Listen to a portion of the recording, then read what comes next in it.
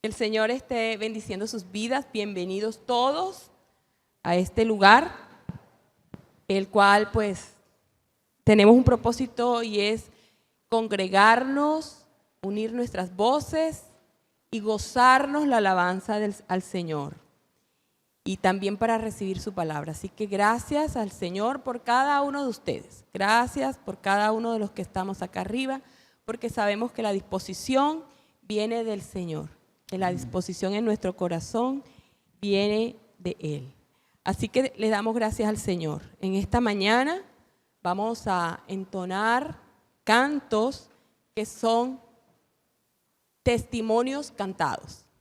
Y siempre es bueno identificarse con las letras y hacer propios estos cantos, porque es un testimonio que usted está cantando y diciendo: esto es lo que el Señor ha hecho en mi vida, no en el autor solamente, en mi vida y en la vida de mi hermano y en la vida del que está sentado atrás, adelante, al lado. Eso es un testimonio. Así que vamos a gozarnos en la alabanza y vamos a comenzar orando y poniendo en manos del Señor este tiempo. Señor, te doy gracias por la vida de cada uno de mis hermanos hoy aquí presentes. Gracias, Señor, porque tú eres el que pones en nuestro corazón el querer y el hacer. Gracias, Señor, porque te encargas de darnos a nosotros un propósito. El hoy estar reunidos aquí, el poder saber que es un propósito que tiene una finalidad eterna, siempre pensando en la eternidad, cómo estaremos congregados todos algún día en tu presencia. Así que ese futuro glorioso es lo que hoy nos debe tener aquí con una convicción grande de que estamos adorando y alabando al Dios grande, poderoso, maravilloso, y que lo haremos siempre por la eternidad. Gracias, Señor, te damos, alabamos y glorificamos tu nombre. Toma tú el control, Señor, de este tiempo. Permite que podamos gozarnos en la alabanza. Quita de nosotros todo pensamiento que pueda quitarnos ese gozo. Todo aquello que pueda venir a nuestras vidas y que quiera hacer contrarrestar el estar aquí y gozarnos el estar aquí, Señor. Así que te damos gracias. Unifica, Señor. Yo sé que tu Espíritu Santo nos une. Cada uno de nosotros al llegar aquí en la semana o antes de llegar acá, tal vez diferentes situaciones nos hacen tener un sentimiento o emociones diversas. Pero nosotros tenemos que estar totalmente en ti, y tu Espíritu Santo, Señor, nos une en este momento. En el nombre de Cristo Jesús. Amén. Amén. Quiero compartir con ustedes un pasaje bíblico de Marcos 4, 37 al 41, y es muy conocido este pasaje. Dice: pero se levantó una gran tempestad de viento y echaba las olas en la barca, de tal manera que ya se anegaba.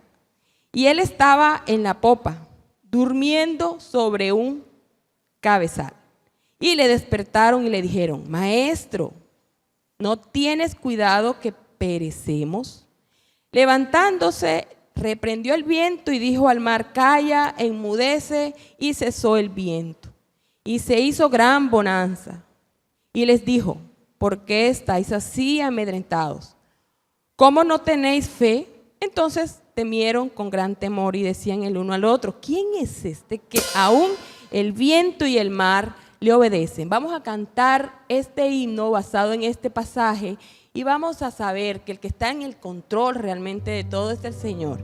Y Él es el que dice: calma, le dice a la tormenta. Y no hablemos de pronto de una tormenta real física, sino que tal vez nuestras tormentas en nuestra vida, el Señor las calma y las enmudece. Amén.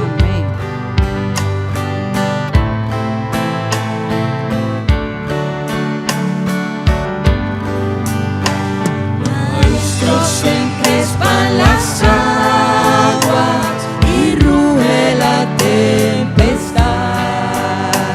Los grandes abismos del cielo se llenan de oscuridad. ¿No ves que aquí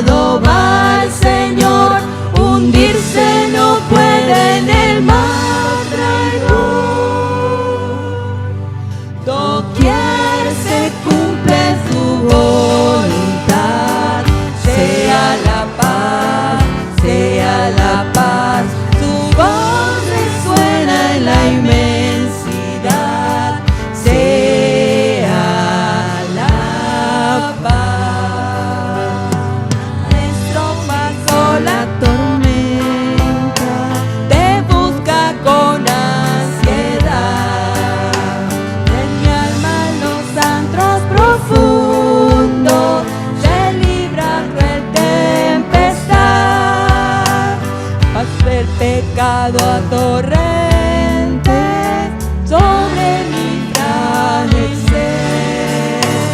Fue mismo Cristo Maestro, oh quiéreme socorrer. Los vientos, las ondas oirán su voz. Sea la paz, calma las tiras del negro mar, las luchas del alma las hace cesar, y así la barquilla do va al Señor, hundirse no puede en el mar traidor. Doquier se cumple su voluntad, sea la paz, sea la paz. Tu voz resuena en la inmensidad, sea la paz. Maestro pasó la tormenta, los vientos no rugen ya, y sobre el cristal de las aguas el sol resplandecerá. Maestro, prolonga esta calma, no me abandones más. Cruzaré los abismos contigo, gozando bendita paz. Los vientos, las ondas oirán tu voz. Sea la paz, sea la paz. Calma las iras del negro mar, las luchas del alma las hace cesar, y así la barquilla do va al Señor, hundirse no puede en el mar traidor. Doquier se cumple su voluntad, sea la paz, sea la paz. Tu voz resuena en la inmensidad, sea la paz. Amén. Gloria al Señor. Sea la paz en nuestras almas, en nuestras vidas. El Señor hace callar y enmudecer. Dice en Romanos, tenemos en Romanos 3:23 un pasaje que nos dice: por cuanto todos pecaron y están destituidos de la gloria de Dios, siendo justificados gratuitamente por su gracia mediante la redención que es en Cristo Jesús, a quien Dios puso como propiciación por medio de la fe en su sangre, para manifestar su justicia a causa de haber pasado por alto en su paciencia los pecados pasados. Vamos a cantar un himno que nos recuerda que es por su gracia que nosotros hoy podemos estar aquí cantando de un futuro glorioso con Él. Es por su sublime gracia.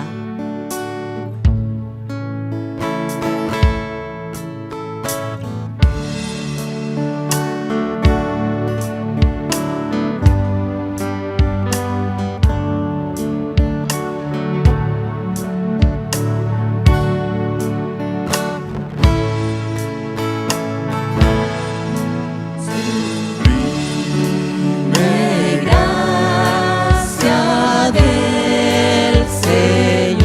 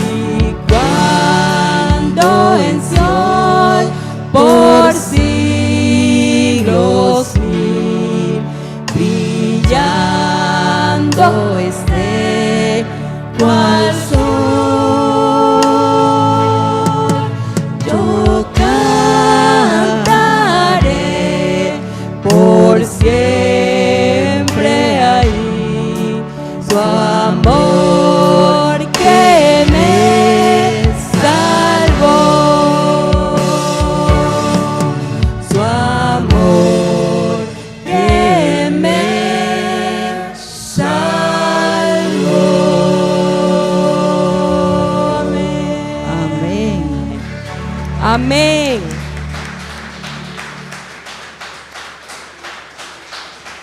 Amén, así es. Efesios 3:21 dice, a Él sea la gloria en la iglesia, en Cristo Jesús, por todas las edades, por los siglos de los siglos. Amén. Amén. Aquí estoy. Y la gloria es para ti. A ti atribuimos toda la gloria, toda la honra, por los siglos de los siglos. Amén.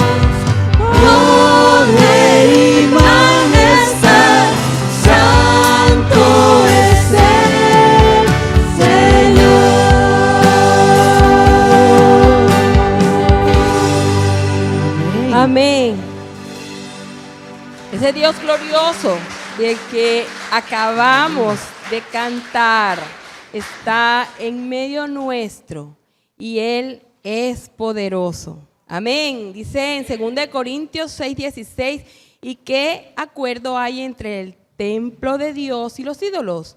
Porque vosotros sois el templo de Dios viviente, como Amén. Dios dijo. Habitaré y andaré entre ellos y seré su pueblo y seré su Dios y ellos serán mi pueblo. Jehová está en medio nuestro. Amén. Amén.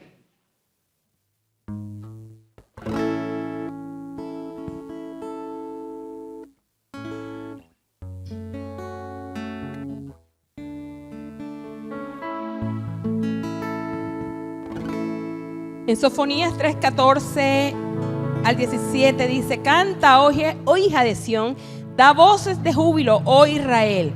Gózate y regocíjate de todo corazón, hija de Jerusalén. Jehová ha apartado tus juicios, ha echado fuera tus enemigos. Jehová es rey de Israel en medio de ti, nunca más verás el mal. En aquel tiempo se dirá a Jerusalén: no temas, Sión, no se debilite en tus manos. Jehová está en medio de ti, poderoso. Él salvará, se gozará sobre ti con alegría. Callará de amor, se regocijará sobre ti con cánticos. Amén. Amén.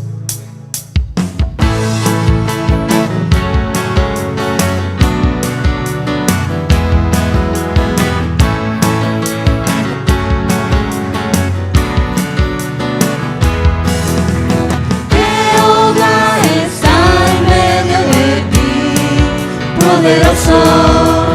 Él salvará, se gozará sobre ti con alegría. Callará de amor, se gozará sobre ti con cántico.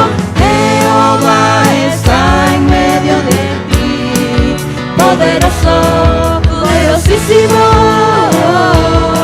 poderosísimo, poderosísimo. Jehová está en medio de ti, poderoso. Él salvará, se gozará sobre ti con alegría. Callará de amor, se gozará sobre ti con cántico. Jehová está en medio de ti, poderoso, poderosísimo, poderosísimo, poderosísimo. Amén. Creemos firmemente, ¿no? Y lo que dice 2 de Corintios es una promesa: habitaré y andaré entre ellos y seré su Dios y ellos serán mi pueblo. Así que Amén. gracias al Señor por esa promesa cumplida en nosotros. Amén. Amén. Le damos Amén. gracias al Señor por este tiempo e invitamos al pastor Milton.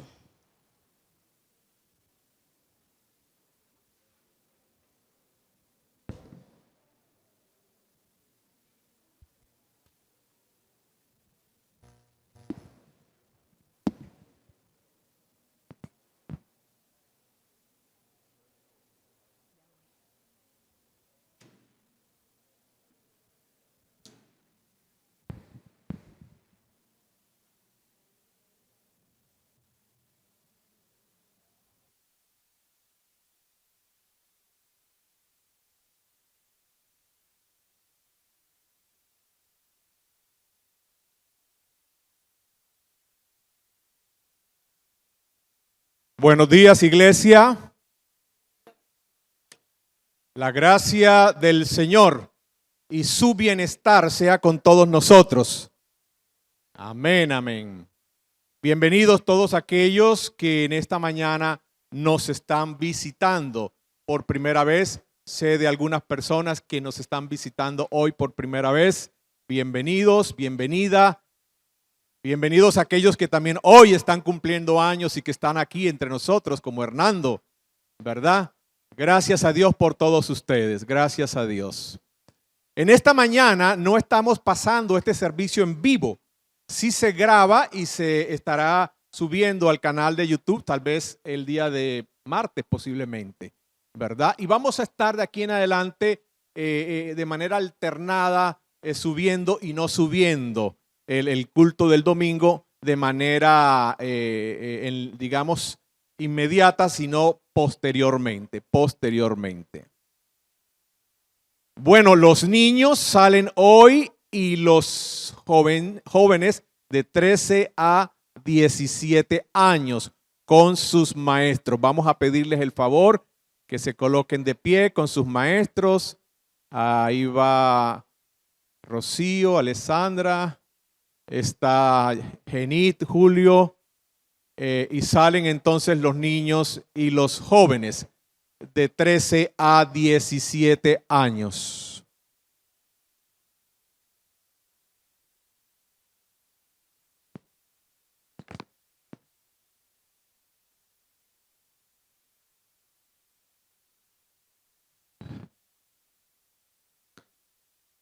No sé si ya se dieron cuenta de que hoy estamos de estreno.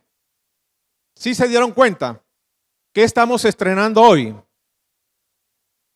Estamos estrenando, algunos le dicen púlpito, otros le dicen atril. ¿Cierto que está muy bonito? Sí, está muy bonito. Gracias a Dios, esto es una donación y trabajo de nuestro hermano Rubén Guillén, ¿verdad? Tanto como esta mesita, ¿verdad? Esto es... ¿Cómo? Esto no le cae comején. Tiene que ser un comején, yo no sé de dónde, ¿verdad? Para meterle muela a esto. Gracias a Dios, muy bonito. Vamos a disfrutarlo todos, ¿verdad? En esta mañana, yo aquí desde adelante y ustedes allá. Gracias a Dios por Rubén. Recordémosle agradecerle directa y personalmente, ¿verdad? Muy bien, mis hermanos, muy bien. Hemos iniciado una serie de exposiciones bíblicas desde la epístola del apóstol Pablo a los romanos. Concluimos capítulo 1 y 2. Vamos hoy a entrar en el capítulo 3. Hermanos, debemos estar aprovechando estos momentos que el Señor nos concede como iglesia de abrir las escrituras en la carta del apóstol Pablo a los romanos. Y con eso quiero decir que no se quede con lo que recibe aquí el domingo, sino que haga de esta epístola entre semana su libro bíblico de estudio, lectura, meditación, reflexión. Hágalo, por favor, hágalo. Y no caigamos en el pecado, y lo voy a decir con cuidado para que no me malentienda. Yo creo que hay pecados que solo cometemos los evangélicos. El pecado de solo leer la Biblia. No, la Biblia no es solo para leerla. Eso es pecaminoso. La Biblia es para pensarla, meditarla, reflexionarla, estudiarla. No solo para leerla de pasón así, ya leí y listo, me voy para la calle. No, no, no, no. La Biblia es tan sagrada y tan importante, no la menosprecie con una lectura así de carrera superficial. Entonces, lea, reflexione, medite. Y particularmente en esta epístola del apóstol Pablo a los romanos, donde hay tanta argumentación, donde hay que considerar cada palabra, cada punto, cada coma, hay que pensarlo y leerlo 2, 3, 4, 5 veces y pedir la iluminación del Espíritu Santo para que me dé comprensión espiritual, ¿verdad? Entonces no caigamos en ese pecado de solo leer la Biblia, así como de carrerita, ya cumplí y me voy corriendo para hacer los quehaceres o para la oficina o para la calle. Ese es un pecado evangélico. Vamos entonces, hermanos, hoy a hablar sobre, vamos a hablar, el tema de hoy específicamente se llama, seguimos, la próxima, este es el tema de hoy. ¿Quién quiere leer cómo es el tema de hoy o el título de hoy? ¿Bien? Toda vanagloria queda excluida. Toda vanagloria queda excluida. Ante lo que dice la palabra del Señor, no hay justo ni aún uno. No hay diferencia entre judíos y gentiles o no judíos. No hay favoritismos de Dios con un pueblo, sea judío o llámese gentil. No lo hay. Todos, tanto judíos como gentiles, sin Cristo estamos bajo la ira de Dios y bajo el justo juicio de Dios.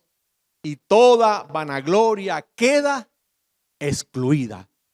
Toda jactancia humana, sea de judíos o de gentiles, queda excluida.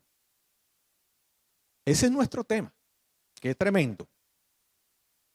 Vamos a hablar entonces del pecado de la vanagloria o de la jactancia humana.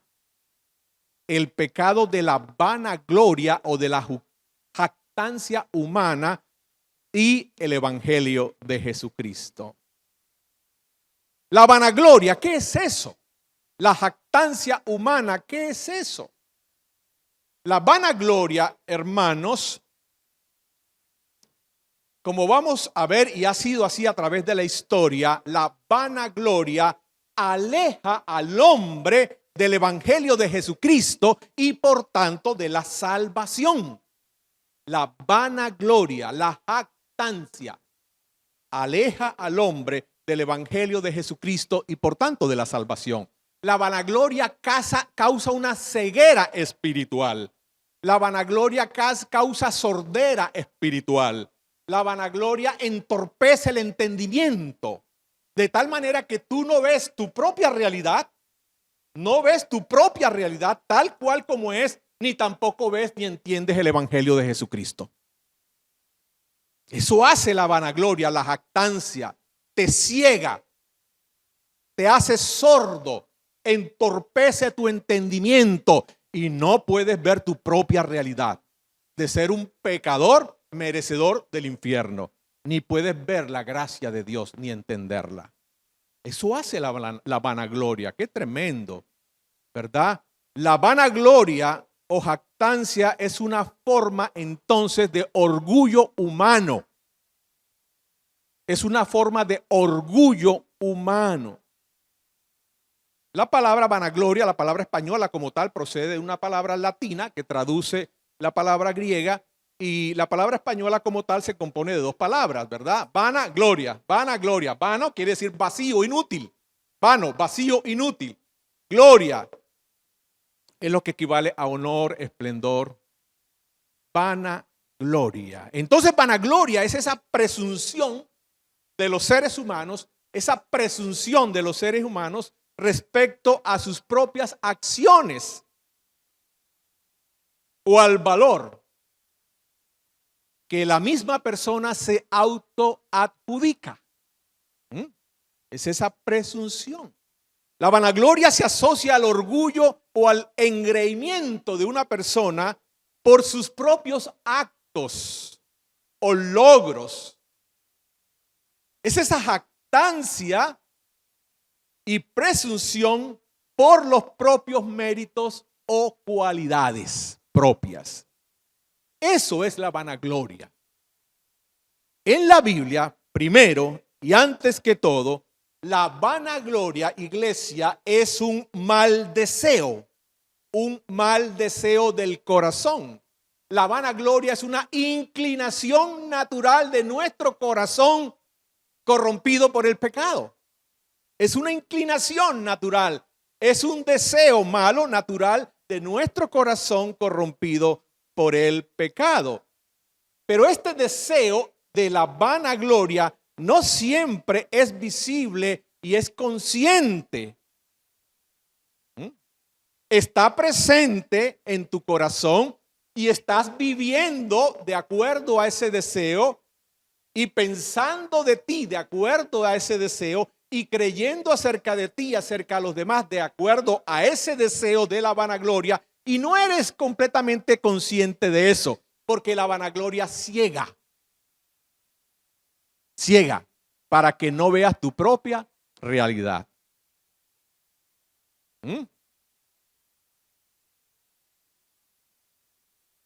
Dice la Escritura, estoy en una introducción sobre lo que es el pecado de la vanagloria. Dice la Escritura que este mal deseo, el deseo de la vanagloria, está presente en el mundo, en esta sociedad, en esta cultura, en medio de la cual vivimos, crecemos, trabajamos, criamos a nuestros hijos. La vanagloria, este deseo está presente en el mundo. Y no solamente está presente en el mundo, sino que este deseo, el deseo de la vanagloria, gobierna este mundo. Oigan, Este mal deseo, el deseo de la vanagloria, gobierna este mundo y le da forma a este mundo. Este mundo en el que vivimos tiene la forma que le da este deseo llamado vanagloria. Por eso, mis hermanos, hoy en día, muchos de los hijos, niños y jóvenes están siendo criados por sus padres, abuelos, tíos y por sus educadores hacia la vanagloria. Ojo con eso, papás, abuelos, tíos. Muchos de los niños jóvenes hoy en día, y tal vez tú fuiste criado, educado para la vanagloria. Dice la Escritura que en los últimos tiempos, y estamos en los últimos tiempos, los hombres y las mujeres y los niños y los jóvenes serán vanagloriosos. Vivimos en el tiempo de la vanagloria. Pero esta vanagloria, hermanos, esta vanagloria que caracteriza a los hombres en los últimos tiempos, dice el apóstol Pablo, que produce la persona con esta actitud vanagloriosa, produce irritación en los otros y produce celos y envidias. Wow, eso hay todo un mensaje, ¿verdad? Para ver eso, cómo se produce. Lo que produce la vanagloria es esta vana e inútil seguridad o vana e inútil confianza en ti mismo, en tu obra, en tus cualidades, en tus bienes, recursos y logros delante de Dios o para ser aceptados por Dios. Vana e inútil, vana e inútil. La actitud pecaminosa de la vanagloria nos lleva a pensar y nos lleva a creer que todo se trata de mí, que todo se trata de mí, que yo soy el centro. Esta actitud pecaminosa de la vanagloria nos lleva al imperio del yo, al yoísmo, al egocentrismo, a la egolatría y con ello a menospreciar a los otros y a robar toda la gloria de Dios, a quitar toda la gloria que le pertenece solo a Dios. Esta actitud pecaminosa de la vanagloria nos lleva a creer que depende de ti, que tú tienes el control, que tú eres digno, que tú eres merecedor sin Cristo, solo por ti mismo, solo por ti mismo. Tremendo este pecado o esta actitud pecaminosa de la vanagloria o de la jactancia. ¿Hay vanagloria en ti? ¿Hay vanagloria en tus hijos? ¿Estás educando o criando a tus hijos y a los jóvenes para la vanagloria? ¿Estás alimentando y nutriendo ese mal y engañoso deseo del corazón que se llama la vanagloria de la vida?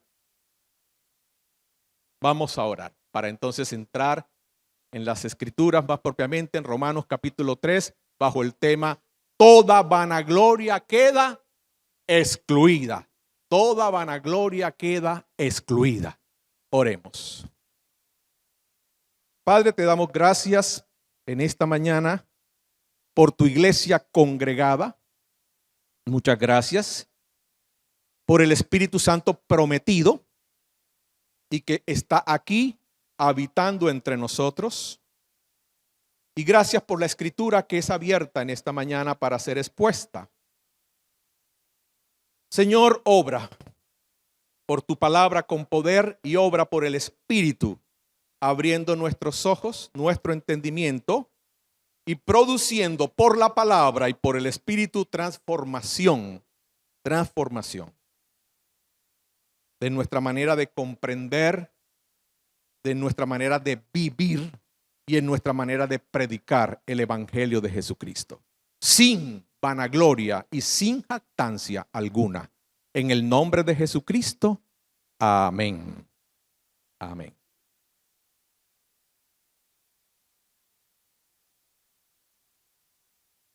Entonces, hermanos, hablemos del pueblo de Israel, los judíos.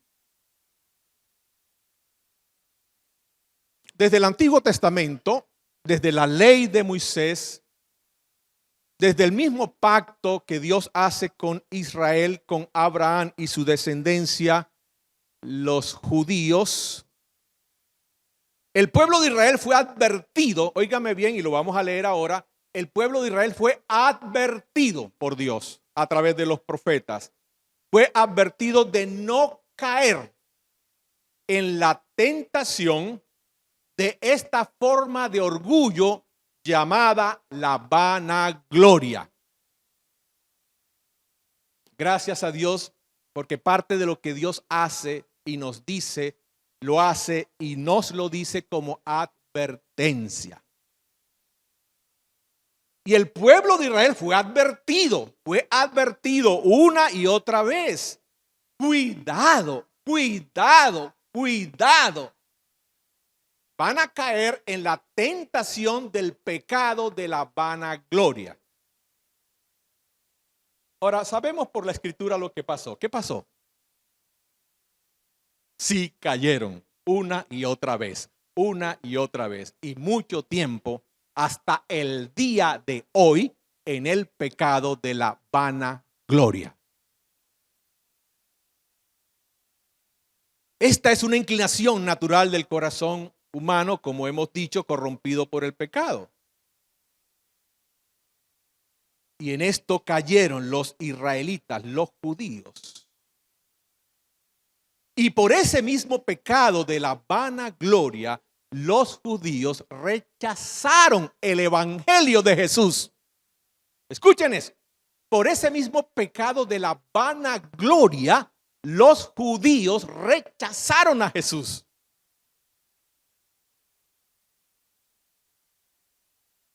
Pero no solo los judíos, no solo ellos, sino que los primeros cristianos gentiles también estaban siendo tentados a caer en este mismo pecado, como lo vamos a ver hoy. De esto trata entonces la epístola de Pablo a los romanos. Y por eso Pablo concluye en el pasaje, en el texto que vamos a examinar hoy, Pablo concluye que toda jactancia, sea de los judíos o sea de los gentiles, queda absolutamente y totalmente excluida. No hay lugar, no hay manera de jactarnos. Por cuanto todos igualmente, tanto judíos como gentiles, hemos pecado contra Dios y estamos destituidos de la gloria de Dios. Tanto los judíos como los no judíos. Todos los seres humanos, ¿verdad? Entonces vamos a ver algo de este trasfondo antes de ir a Romanos 3, en la ley de Moisés, en Deuteronomio. Vamos a ver algo de este trasfondo histórico y teológico de este pecado de la vanagloria en Israel. Vamos a mirar entonces Deuteronomio, capítulo 7. Ahora es importante, hermanos, que nosotros notemos esto, que la Biblia nos enseña, que es muy diferente a cómo pensamos hoy en día. ¿En qué sentido? Para la Escritura, en la cosmovisión bíblica, la humanidad, toda la humanidad, la conforman dos pueblos. Eso es en la cultura bíblica, en la cosmovisión bíblica. La humanidad la conforman dos pueblos. ¿Cuáles dos pueblos? Uno, los judíos, y dos, los gentiles, los no judíos, que somos en un sentido nosotros, hablando biológicamente o naturalmente. Pero es así como el mundo piensa hoy en día. No, el mundo no piensa así, ni piensa nunca, ni ha pensado nunca así. Para el mundo existen los colombianos, los chinos, los ingleses, o existen los norteamericanos, los suramericanos, los latinoamericanos, los asiáticos, ¿verdad? O sea, el mundo tiene muchas maneras de diferenciar pueblos y naciones. La Biblia tiene una manera de hacerlo y es los judíos y los gentiles, las demás naciones, los demás pueblos. Los judíos como el pueblo del pacto, ¿verdad? Elegido, separado por Dios, y los demás pueblos y naciones de la tierra.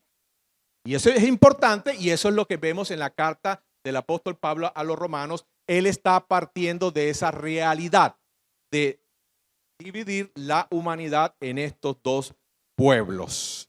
Entonces miremos el trasfondo de esto, la historia de este pecado de vanagloria en el pueblo judío. Entonces ahí tenemos Deuteronomio capítulo 7, versículo 6. Vamos a leer palabra del Señor. Deuteronomio capítulo 7, versículo 6. Porque tú eres pueblo santo. ¿A quién está hablando allí? Dios. Al pueblo de Israel, a los judíos. Porque tú eres pueblo santo para Jehová tu Dios. Tú eres un pueblo apartado para Jehová. ¿Cierto? Tu Dios. Y Jehová es tu Dios. Jehová tu Dios te ha escogido para hacerle un pueblo especial. Note, Jehová te escogió para serle un pueblo especial. No que Israel, no que los judíos eran un pueblo especial, no. Jehová te escogió para hacer de ti un pueblo especial, no porque tú eras especial. Para hacerte un pueblo especial más que todos los pueblos que están sobre la tierra, los otros pueblos, ¿verdad? Que están sobre la tierra. 7. No por ser vosotros, ¿qué cosa? No se vayan a pinchar, como dicen los paisas. No se vayan a inflar. Cuidado con la jactancia. Cuidado con la vanagloria. No es que ustedes sean más. No es que ustedes sean mejores. No es que ustedes sean superiores que los otros pueblos de la tierra. Nada de eso. Absolutamente nada de eso.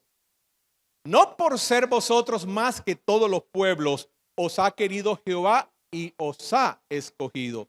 Pues vosotros erais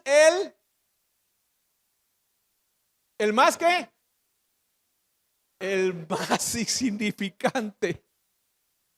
Oiga, Dios sí procede como raro, ¿verdad? Dios escogió al más insignificante de los pueblos de la tierra. Nosotros escogeríamos así, al más insignificante.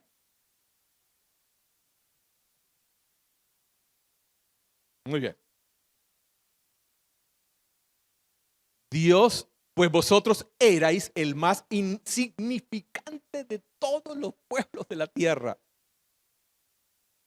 ¿Por qué os escogió? Versículo 8. Sino por cuanto Jehová os amó.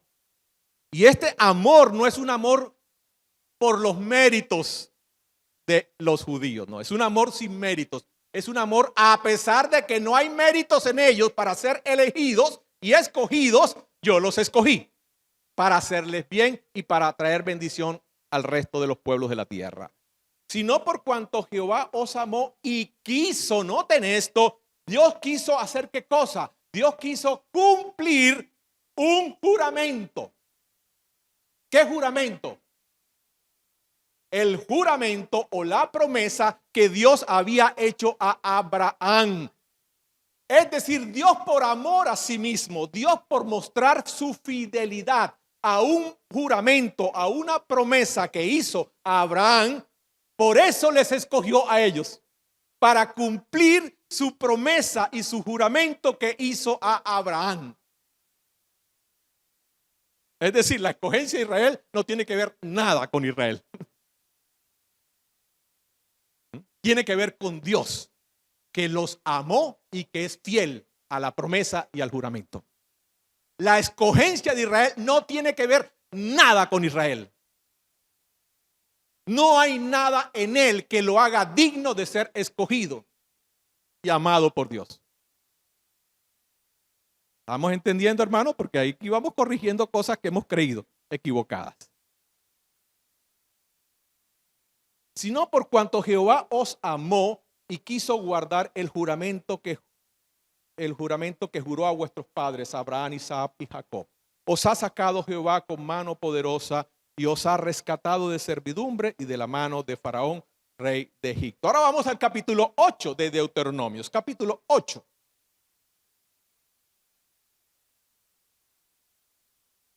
¿Qué cosa? Capítulo 8. Deuteronomios 8, versículo 7, 8, 7. Dice así: porque Jehová tu Dios,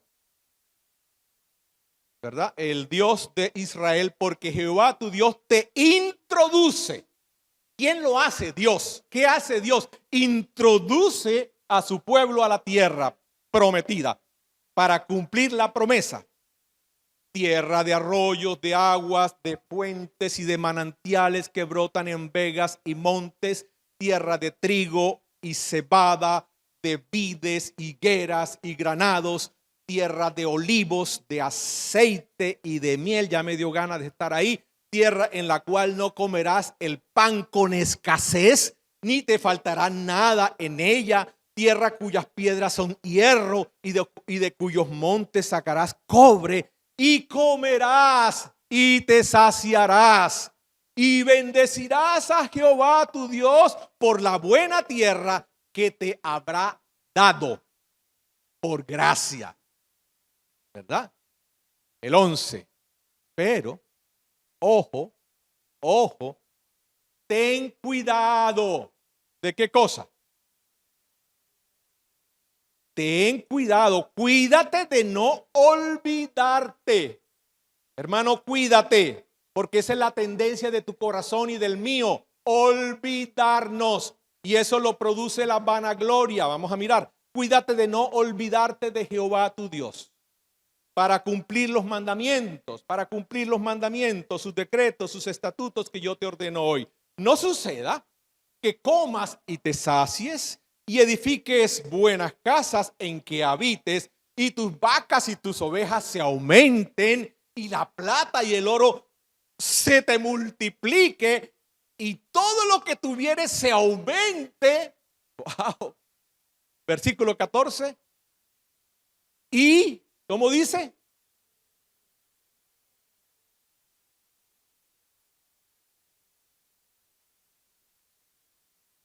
Y entonces la vanagloria de tu corazón se enseñoree de tu corazón y de tu vida, y te olvides del que te escogió por pura gracia, siendo tú el pueblo más insignificante de la tierra. ¿Y ven?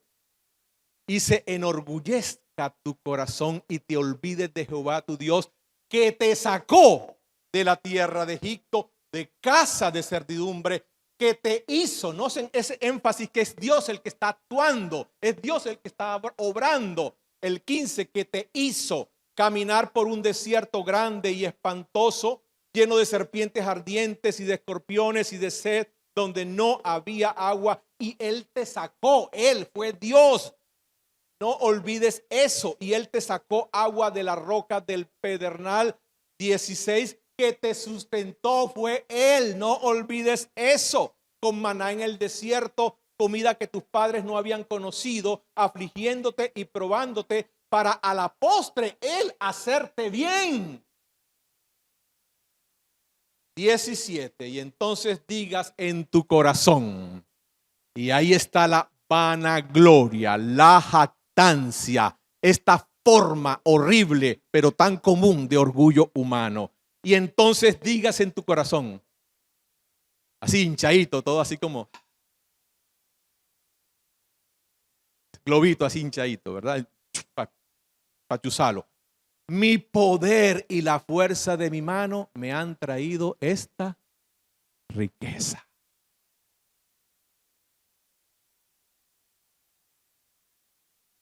Sino acuérdate de Jehová tu Dios, porque Él ¿Qué hace Jehová tu Dios? ¿Qué ha hecho Jehová tu Dios contigo, Israel? Él te ha dado el poder para hacer las riquezas que tienes. Él te ha dado la capacidad. Él te ha dado la habilidad. Él te ha dado la manera,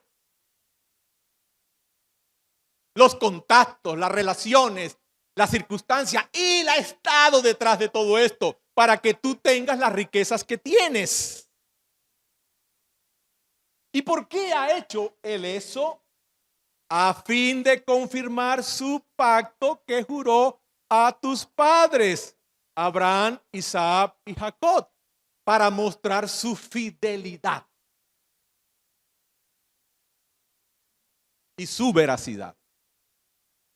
Mas si llegares a olvidarte, la advertencia, noten, estamos hablando de advertencia desde el principio.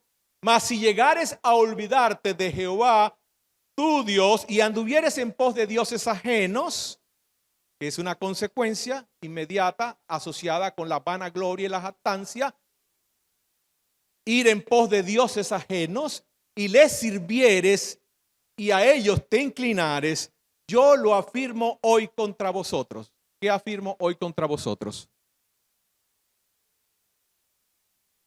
A causa de vuestra vanagloria. Por cierto, pereceréis.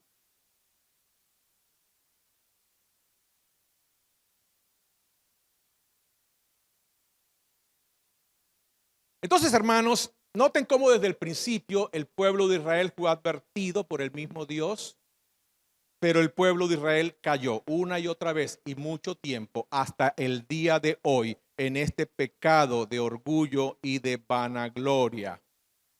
Y esto fue lo que literalmente encontró Jesús en medio del pueblo judío.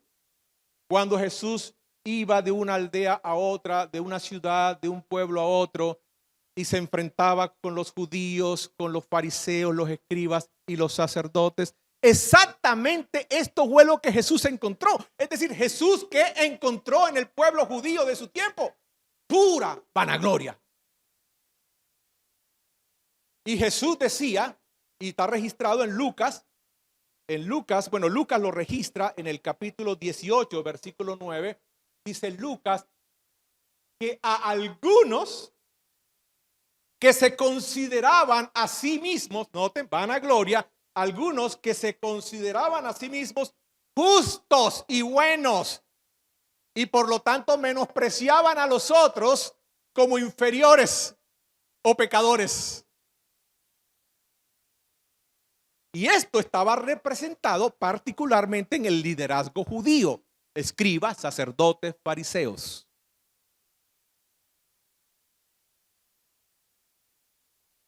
Y esto, hermanos, fue entonces, óiganlo bien, el peor y el mayor obstáculo para que los judíos creyeran en Jesús como el Mesías enviado de Dios para su salvación.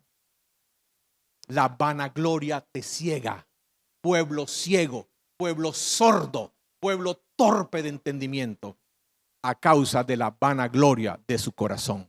No pudieron ver su propia realidad y no pudieron ver la visitación de Dios por medio de Jesús, el Mesías prometido. Tremendo lo que causa la vanagloria. Ahora hablemos de Saulo de Tarso. Saulo de Tarso, un judío, un fariseo, lleno su corazón ¿de qué? De vanagloria.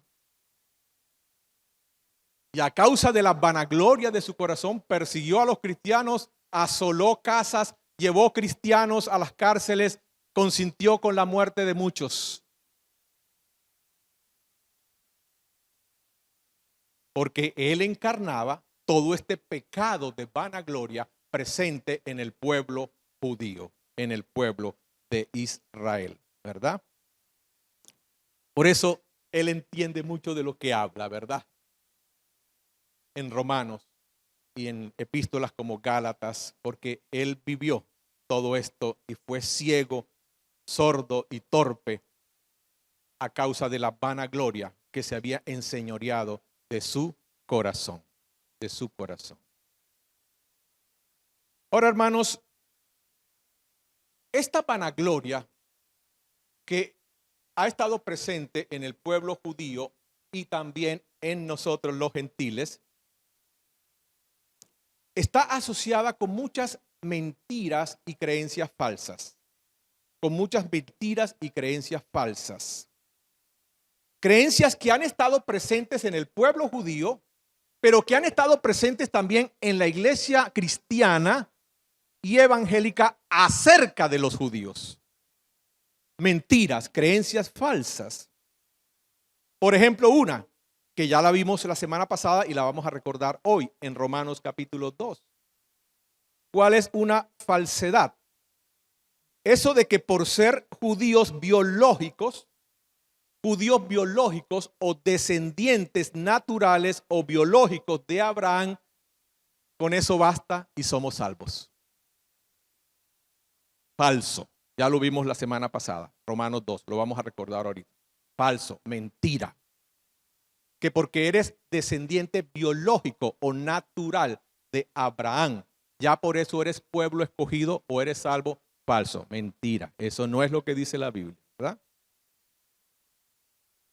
Otra mentira. O por tener la ley o por tener la circuncisión, como vamos a recordar ahora, ¿verdad? Otra mentira. Los judíos son diferentes y mejores o superiores por ellos mismos, mejores y superiores a los demás pueblos de la tierra, por ellos mismos. Falso. ¿Verdad? Entonces les gusta ser alabados y menosprecian a los demás. Otra mentira. La salvación es exclusiva para ellos. Y Dios es exclusivo para ellos. Lo que algunos llaman el monopolio de Dios. Dios es nuestro Dios y punto. Y no es Dios de las otras naciones. ¿Eh? Y somos los favoritos de Dios. Mentiras. Ahí lo dice Romanos capítulo 1 y 2. Dios no hace acepción de personas. No hay favoritos. Ni judíos ni gentiles. ¿Verdad? Otra mentira.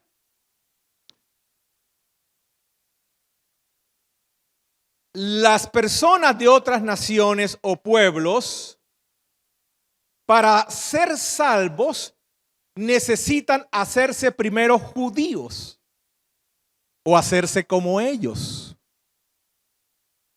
Y esa mentira está presente ya hoy en la iglesia evangélica a través de una frase muy bonita. Volvamos a nuestras raíces.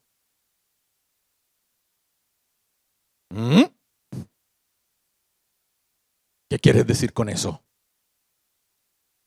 Ahora tienes que hablar hebreo, ahora tienes que vestirte como hebreo, ahora tienes que cantar canciones hebreas, tienes que celebrar las fiestas hebreas, tienes que circuncidarte si eres varón, tienes que guardar el sábado, hay que volver a nuestras raíces para que seas salvo.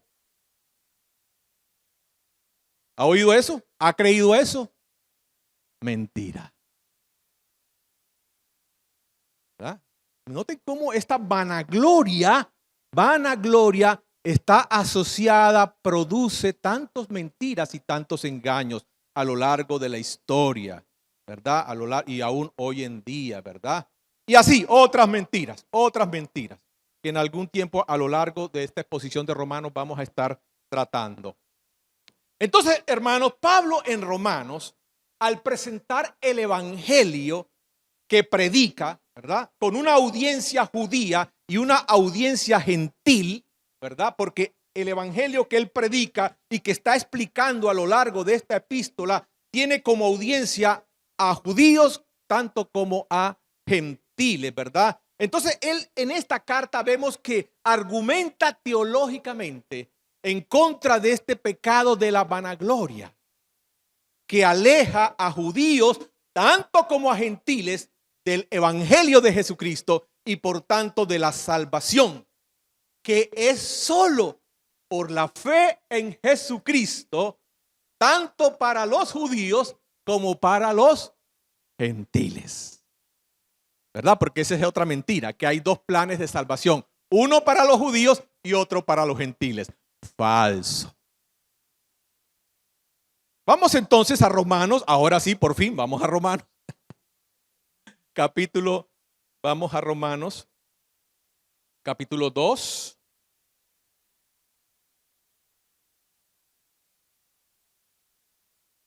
Este pasaje ya el pastor David nos lo explicaba el domingo pasado. Leamos aquí Romanos 2. Ahí termina el capítulo 2 para entrar al capítulo 3. Romanos 2:25. Pues en verdad la circuncisión aprovecha si guardas la ley, o sea, si obedeces los mandamientos de la ley de Dios. Pero si eres desobediente de los mandamientos de la ley de Dios, tu circuncisión, recuerden que es la señal física y externa de ser judío en el varón, por supuesto, tu circuncisión viene a ser ¿qué cosa? Incircuncisión. Sí, pues el incircunciso, ¿quién es el incircunciso? El no judío, ¿verdad? Las personas de las otras naciones y pueblos de la tierra, el no judío. Si pues el incircunciso guardare los mandamientos de la ley de Dios, no será tenida su incircuncisión como circuncisión. Es decir, ¿no es este acaso un verdadero judío? Aunque no sea biológica y naturalmente descendiente de Abraham, sino un gentil. 27. Y el que físicamente es incircunciso, pero guarda perfectamente la ley, te condena a ti, o sea, al judío, que con la letra de la ley y con la circuncisión eres transgresor de la ley. Pues 28, pues no es judío el que lo es,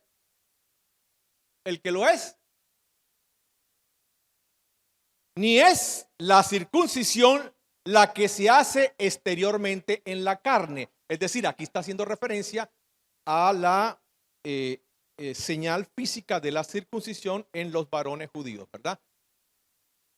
Sino que es judío el que lo es en el interior. El interior. Y la circuncisión es la del corazón, en espíritu, no por la letra de la ley, no por los mandamientos de la ley. La alabanza del cual no viene de los hombres, sino de Dios. O sea que el verdadero judío, el que es de corazón, el que es en lo interior, el que ha experimentado la transformación en su corazón por la obra del Espíritu Santo mediante la fe en Jesús, este lo alaba a Dios y no el hombre. Ustedes noten esta aclaración, hermanos, esto es una bomba. Esto es un acto terrorista, lo que Pablo está diciendo aquí en medio de los judíos. ¿Cómo así? ¿Cómo así? Yo siento la ira y el enojo de los judíos. ¿Cómo así, Pablo? ¿Me estás diciendo que yo no soy judío? Y yo que soy descendiente de Benjamín y de Judá y de Rubén y de Abraham. Y me está diciendo que ese gentil pagano sí es un verdadero judío.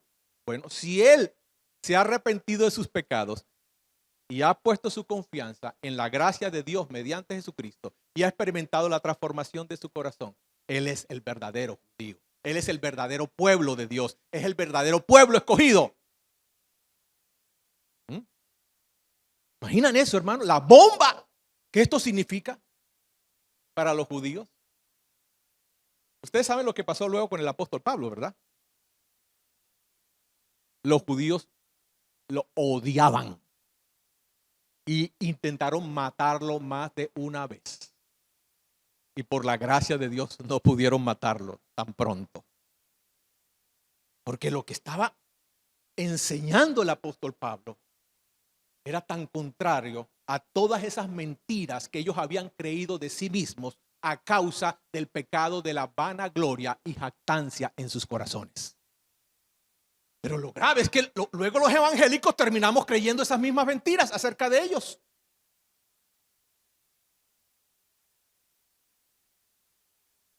¿Verdad? Vamos entonces a Romanos capítulo 3. Romanos capítulo 3. Y estamos leyendo en la NTV.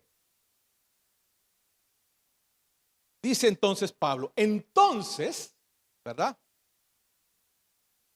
Recuerden cómo nos explicaba el pastor David la semana pasada que el apóstol de alguna manera es como si estuviera dialogando allí tanto con judíos y argumentando con ellos y aún argumentando con él mismo, colocándose como en los zapatos de los judíos, ¿verdad? Entonces son argumentos que hay que revisar y leer con cuidado. Entonces, dice el apóstol, ¿cuál es la ventaja de ser judío? O sea, si estamos diciendo eso, ¿cuál es la ventaja de ser judío?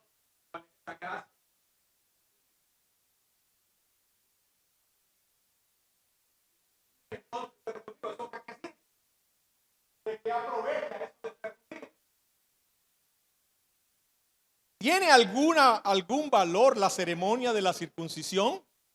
Claro que sí, dice el apóstol Pablo. Claro que sí, claro que sí. Tiene muchos beneficios. Y el más importante de estos beneficios, ¿cuál es? Según ese versículo 2. ¿Cuál es el más importante de estos beneficios? El primero de ellos, para los judíos. ¿Cuál es su mayor bendición? El mayor beneficio, el mayor provecho, la mayor ventaja para el pueblo judío. ¿Cuál es? Según el versículo 2. ¿Qué le dio Dios a los judíos? La palabra de Dios, la ley de Moisés y los profetas. Lo que para nosotros es el Antiguo Testamento. El Antiguo Testamento. La ley de Moisés y de los profetas. La revelación de Dios. La palabra de Dios fue dada a los judíos por medio de Moisés y por medio de los profetas. ¡Qué bendición! ¡Qué beneficio! Ningún pueblo en la tierra recibió de manos de Dios a través de sus siervos los profetas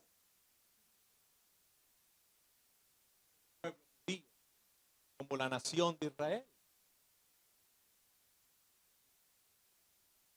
Pero entre mayor es la bendición, mayor es la responsabilidad. Entre mayor es el beneficio, mayor es ¿qué cosa? Y Dios les entregó la ley y los profetas a Israel, ¿para qué? Habíamos leído ahorita ¿para qué? Para que obedecieran. Para que vivieran conforme a esta palabra, para que vivieran conforme a esta revelación. Pero ¿qué caracteriza al pueblo de Israel? Pueblo rebelde y duro de corazón, desobediente. La bendición implica una gran responsabilidad y su responsabilidad era obedecer y mediante su obediencia ser luz para las otras naciones. Pero ya vimos la semana pasada en el capítulo 2 que Pablo les dice, por causa de su desobediencia, ¿recuerdan? Pablo les dice, por causa de su desobediencia, le dice a los judíos, el nombre de Dios ha sido ¿qué? Blasfemado en todas las naciones de la tierra. Por causa de su desobediencia. Entonces, la bendición, como vamos a verlo más adelante en Romanos capítulo 7, la bendición de haber sido los receptores de la ley de Dios, de los mandamientos, se convirtió luego para los judíos, ¿qué cosa? En su mayor problema. Porque la ley misma, el mandamiento mismo, mostró todo su pecado y les acusa de pecado y les hace dignos y merecedores de condenación.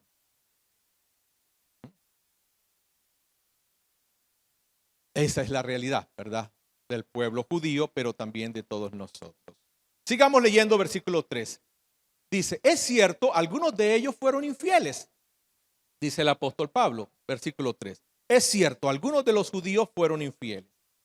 Pero acaso, eso significa que porque ellos fueron infieles, Dios también será infiel.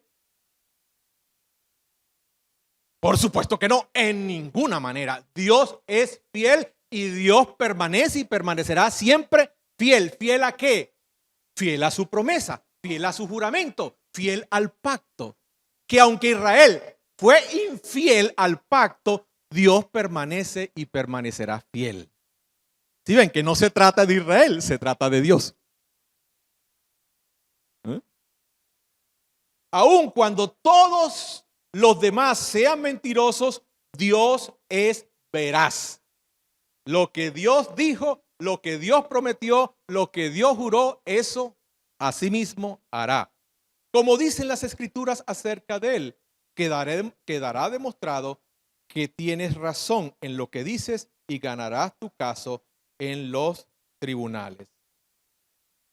Sin embargo, algunos podrían decir, noten cómo el apóstol está allí razonando con una audiencia donde tienen estos cuestionamientos y estas acusaciones y estas mentiras en su mente y en su corazón. Sin embargo, algunos podrían decir, nuestro pecado cumple un buen propósito porque muestra a otros lo justo que es Dios. ¿No es injusto entonces que Dios nos castigue? Esto es más que un punto de vista humano. De ninguna manera. Es decir, es algo como esto.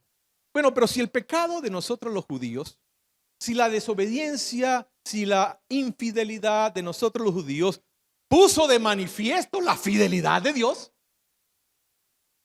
de que a pesar de que nosotros somos desobedientes, infieles, Él permanece fiel. Si nuestra desobediencia hace más evidente la fidelidad de Dios, entonces, ¿por qué tanto problema con nuestra desobediencia? Es decir, el fin justifica los medios. Si nuestra desobediencia hace resaltar la fidelidad y la gracia y la bondad de Dios, ¿qué tanto problema con nuestra desobediencia?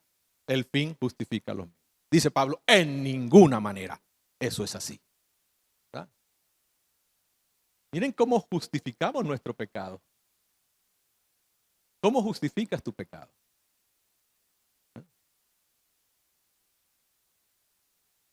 Sigue diciendo el versículo 6.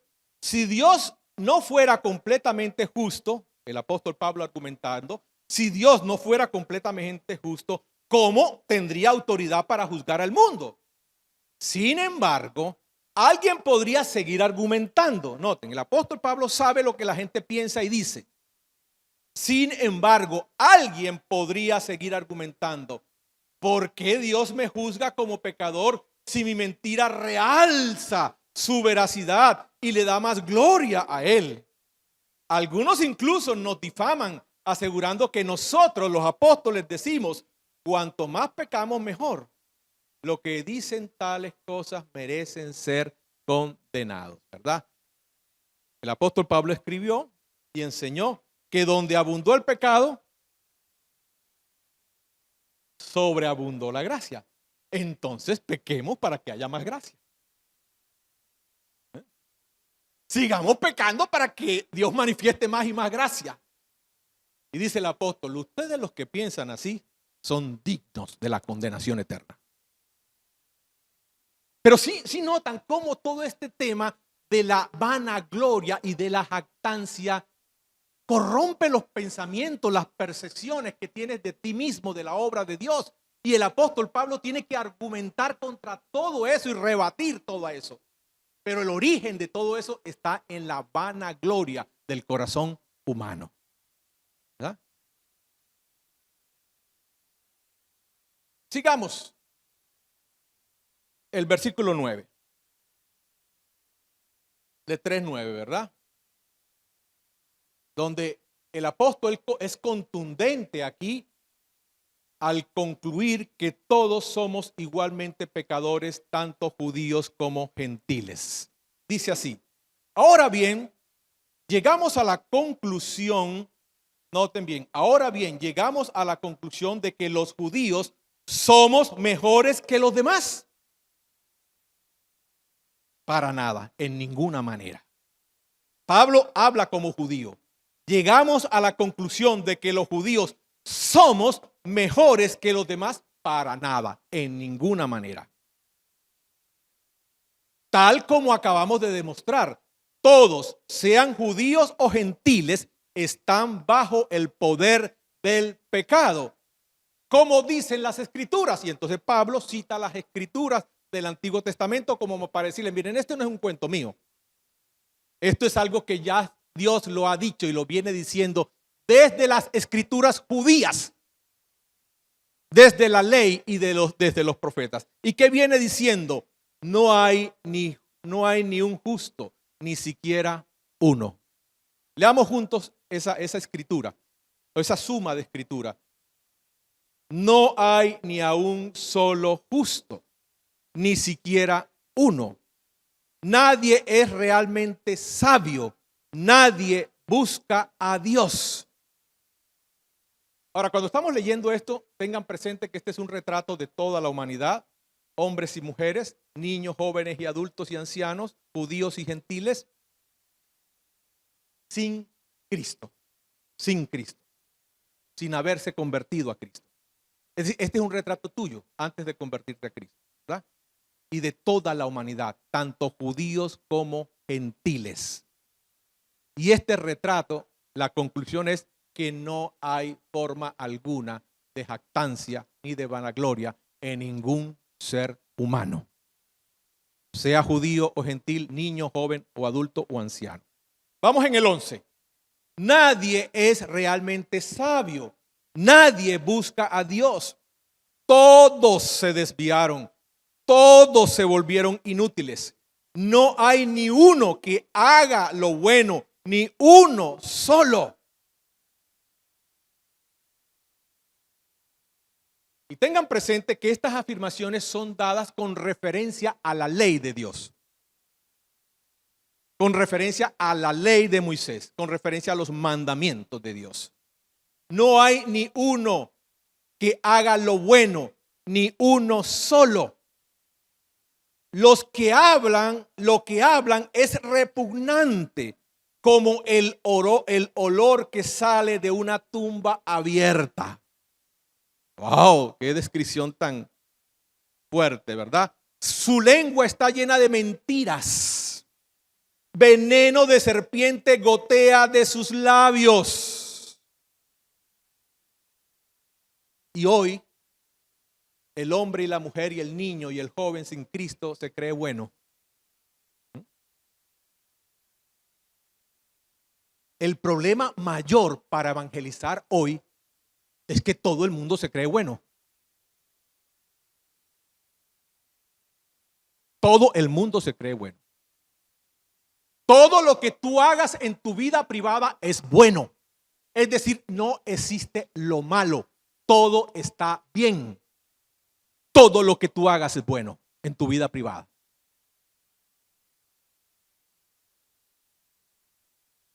Pero lo que describe la Biblia es esto. Pero la vanagloria de la vida, la jactancia, no me permiten ver la verdad, me ciegan para ver la verdad de mi propia realidad y de mi propia condición delante de Dios, como la describe estos versículos aquí el apóstol Pablo, ¿verdad? Número 15, se apresuran a matar, siempre hay sufrimiento y destrucción en sus caminos, No saben dónde encontrar paz. No tienen temor de Dios en absoluto. Obviamente, la ley se aplica a quienes fue entregada, es decir, a los judíos, porque su propósito es evitar que la gente tenga excusas y demostrar que todo el mundo es culpable delante de Dios. Pues nadie llegará jamás a ser justo ante Dios por hacer lo que la ley manda. La ley sencillamente nos muestra lo pecadores que somos. Hermanos, entonces no hay diferencia entre un pueblo, nación, cultura. No es que haya una cultura, una nación delante de Dios mejor que otra. No es que haya unos buenos y otros malos. Todos igualmente, judíos y gentiles, estamos bajo el poder del pecado. Y así lo afirman y lo han afirmado las Escrituras desde la antigüedad. Una descripción cruda del hombre, la mujer, niño, joven, no convertido a Jesucristo. Esto es una descripción de nuestro pasado sin Cristo. Esto es una descripción de tu vida familiar o aún de tu hijo o de tu nieto sin Cristo.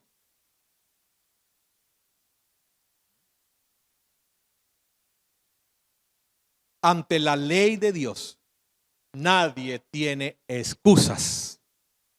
Nadie tiene excusas. Todos somos dignos de juicio por quebrantar el o los mandamientos de la ley del Señor. Y por la obediencia a los mandamientos de Dios, nadie llega a ser justo.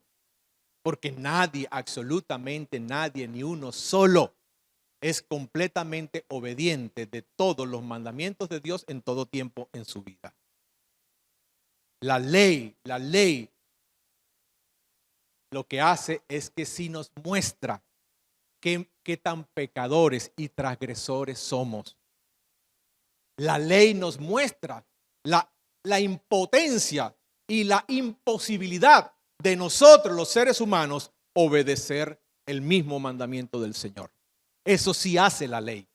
Nos muestra nuestra incapacidad, nuestra impotencia, nuestra imposibilidad. ¿Verdad? Sigamos con el 21. Pero ahora, dice el apóstol, pero ahora, tal como se prometió tiempo atrás en los escritos de Moisés y de los profetas, Dios nos ha mostrado cómo podemos ser justos ante Él sin cumplir con las exigencias de la ley. Dios nos hace justos a sus ojos cuando ponemos nuestra fe en Jesucristo. Y eso es verdad para todo el que cree, sea quien fuera, judío o gentil. Pues todos hemos pecado. Nadie puede alcanzar la meta gloriosa establecida por Dios. Sin embargo, con la bondad de Dios que no merecemos, Dios nos declara justos por medio de Cristo Jesús, quien nos libró del castigo de nuestros pecados, pues Dios ofreció a Jesús como el sacrificio por el pecado. Las personas son declaradas justas a los ojos de Dios cuando creen que Jesús sacrificó su vida al derramar su sangre. Ese sacrificio muestra que Dios actuó con justicia cuando se contuvo y no castigó a los que pecaron en el pasado, porque miraba hacia el futuro y de ese modo los incluiría en lo que llevaría a cabo en el tiempo presente. Dios hizo todo eso para demostrar su justicia, porque Él mismo es justo e imparcial y declara a los pecadores justos a sus ojos cuando ellos creen en Jesús. Aún en la antigüedad, como dice aquí el apóstol Pablo,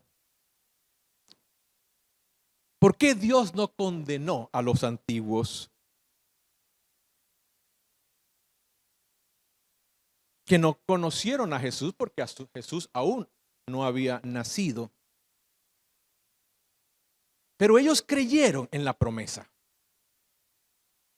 La salvación de los judíos y de los gentiles en la antigüedad fue también mediante la fe. Mediante la fe en la promesa que Dios hizo a Abraham. Y promesa que fue cumplida y sería cumplida en Jesucristo. Entonces es la misma salvación, la misma fe y en el mismo Salvador. El Salvador prometido a Abraham: en ti y en tu simiente serán benditas todas las familias de la tierra, ¿verdad? Y esa promesa cumplida en este tiempo en Jesucristo.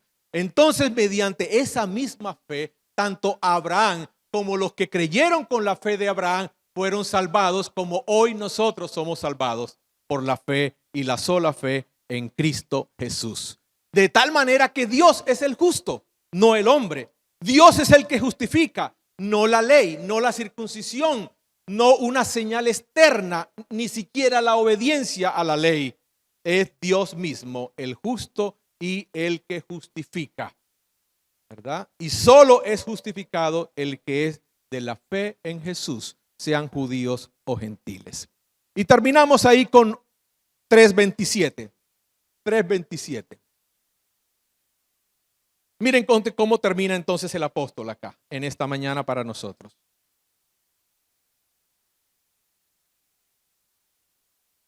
Podemos entonces jactarnos de haber hecho algo para que Dios nos acepte. Absolutamente no, en ninguna manera. No hay nada de qué jactarnos.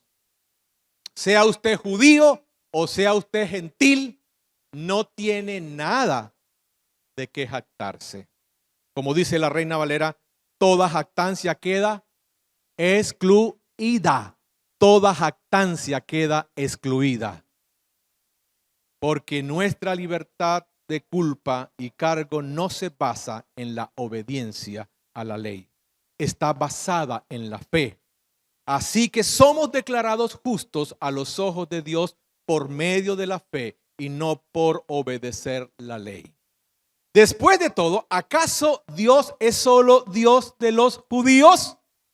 Recuerden esa mentira que mencioné de los judíos, el monopolio de Dios. Jehová es nuestro Dios y de ningún otro.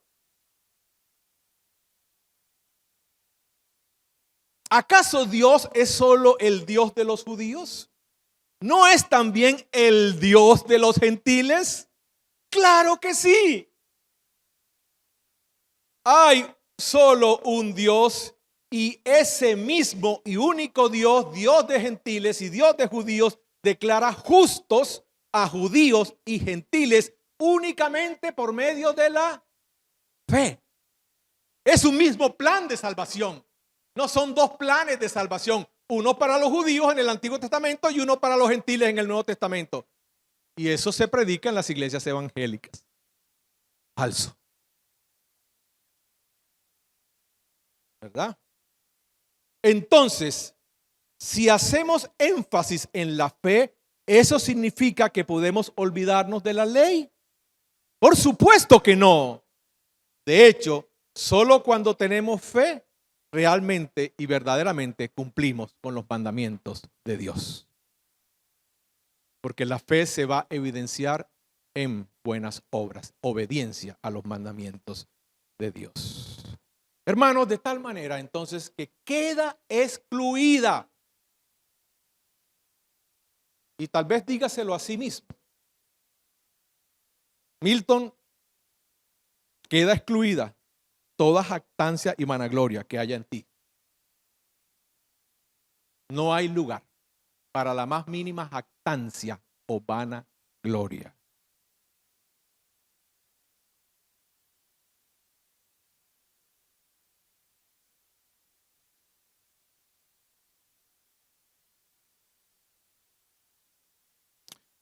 Hermanos, como aplicación tenemos que tener cuidado. tenemos que tener cuidado con la manera como, con el evangelio que hoy se comparte en las calles, en algunos templos, en las radios. Cuidado con lo que estamos escuchando. Cuidado con el evangelio, entre comillas, que se está predicando y enseñando. Como ya he mencionado, uno de estos es el falso evangelio judaizante. El falso evangelio judaizante, que te dice, debes volver a tus raíces.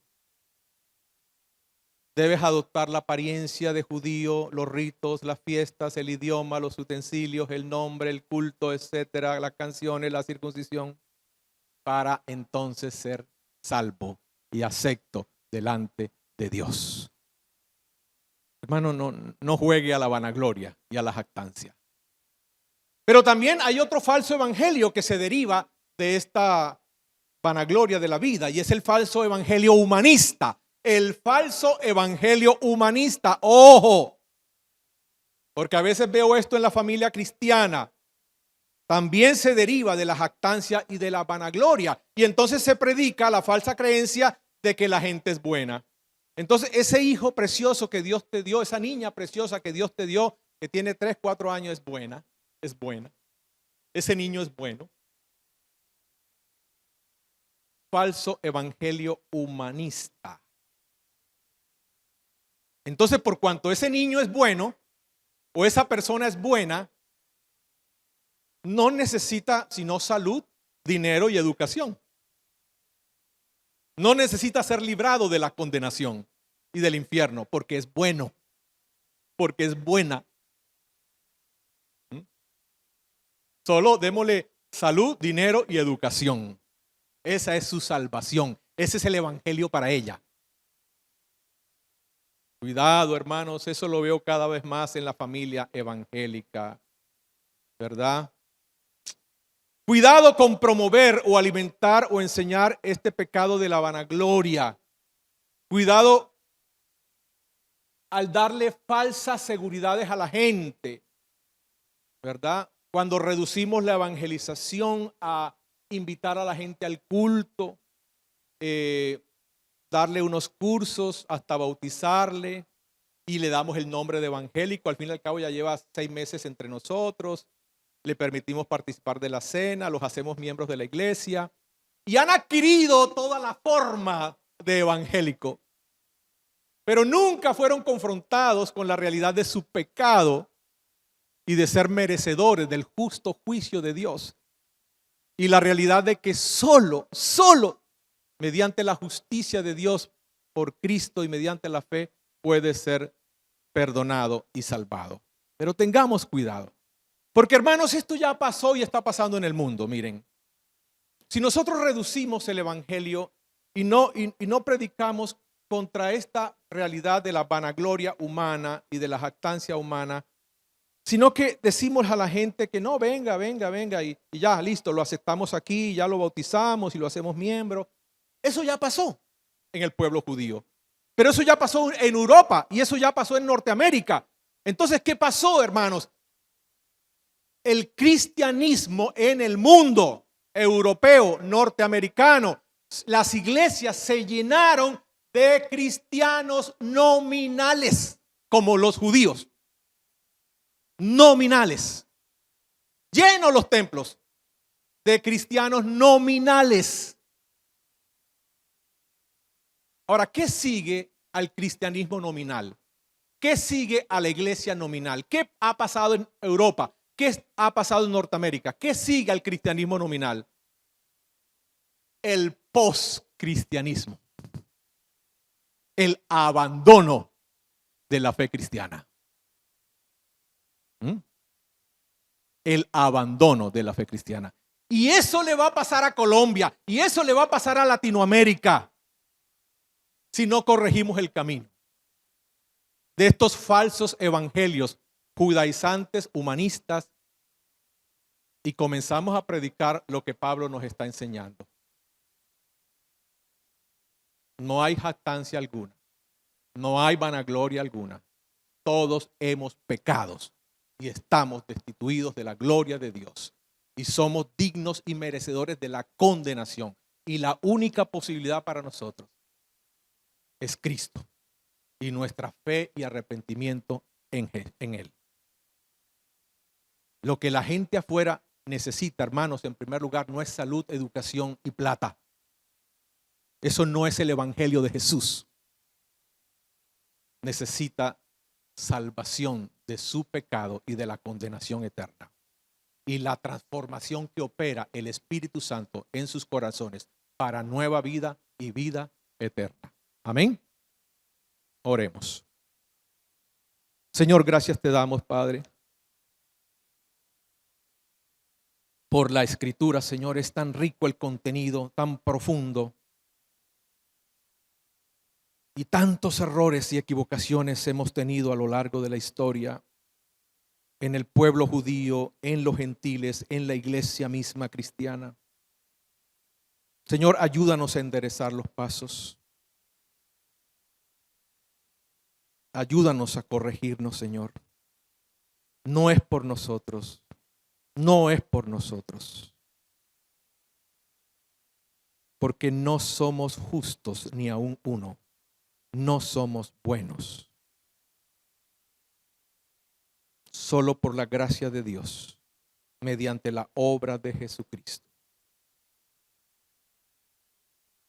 Gracias te damos, Señor, porque lo que era completamente imposible para nosotros, tú lo has hecho posible mediante Jesús. Hoy reconocemos que somos completamente impotentes, es imposible para nosotros. Y tú lo has hecho posible. Gracias, Señor, por Cristo. Porque tú nos has ahora quitado nuestra culpa, perdonado nuestro pecado y nos has vestido con la justicia de Jesús. Y ya ahora no hay ninguna condenación para nosotros, ninguna condenación para todos, judíos y gentiles, que creemos en Cristo Jesús. Ayúdanos a enseñar esto a nuestros niños. Guárdanos de sembrar la vanagloria en ellos. Guárdanos de evangelizar de tal manera que alimentemos el pecado de la vanagloria y de la jactancia en nuestra audiencia. Guárdanos y líbranos de esto, Señor. En el nombre de Jesús. Amén.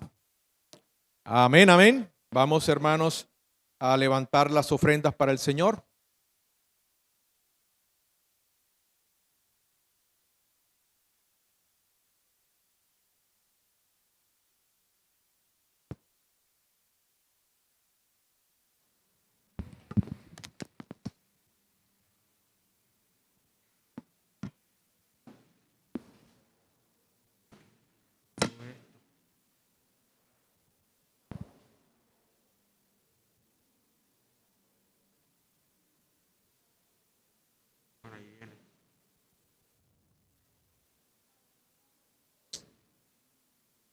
Vamos a dar gracias a Dios por este tiempo de ofrendas al Señor. Señor, estamos agradecidos por este tiempo que transcurrió con la enseñanza de la palabra. Gracias porque es viva y eficaz a nuestras vidas. Gracias, Señor, por este tiempo en el que apartamos, Señor, dedicamos de lo que tú nos has dado para honrarte.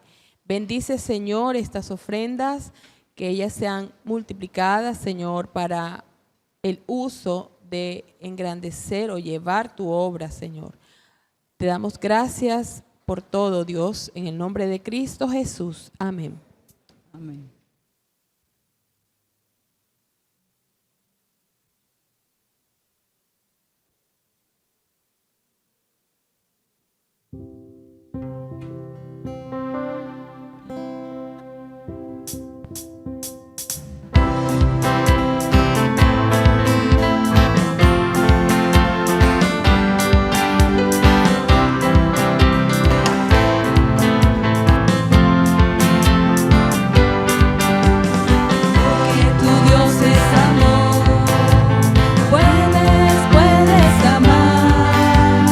Porque Jesús es la luz, tú puedes perdonar.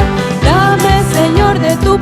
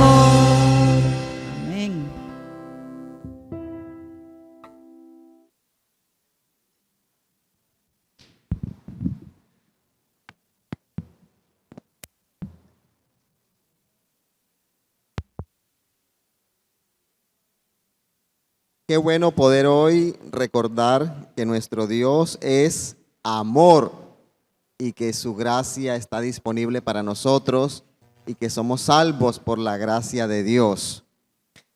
Nuevamente, queridos hermanos, sean todos bienvenidos.